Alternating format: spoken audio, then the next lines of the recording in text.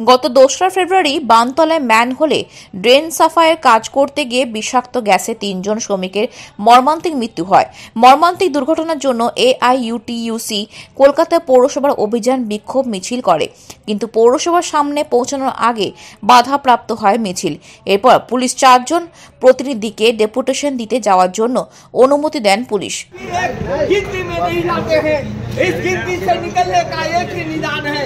जहाँ पे इस देश में बजट हुआ, इस बजट में जहाँ पे हम लोगों ने देखा कि मजदूरों के लिए कुछ नहीं मिला, मजदूरों को कुछ नहीं मिला, मजदूरों को जहाँ पे हमारे देश के तकरीबन 98-99% जो स्कीम वर्कर से लेकर वो अपने ठेका प्रथा पर काम करने के लिए बात है।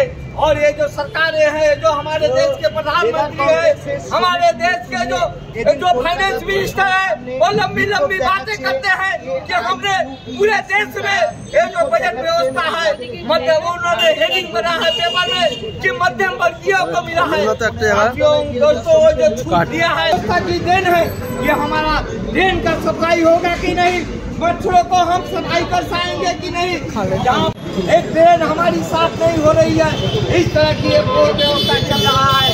इसलिए साथियों दोस्तों, हमारे श्रमिक संगठन या यूटीयूसी की तरफ से हमें यही आवाज उठाना चाहिए। पौरसभा का जो व्यवस्था है, जो इलेक्शन होती है, ये जो व्यवस्था जनतांत्रिक व्यवस्था की देन है, ये हमारा ड्रेन का सफाई होगा कि नहीं, मच्छरों को हम सफाई कर पाएंगे कि नहीं, जहाँ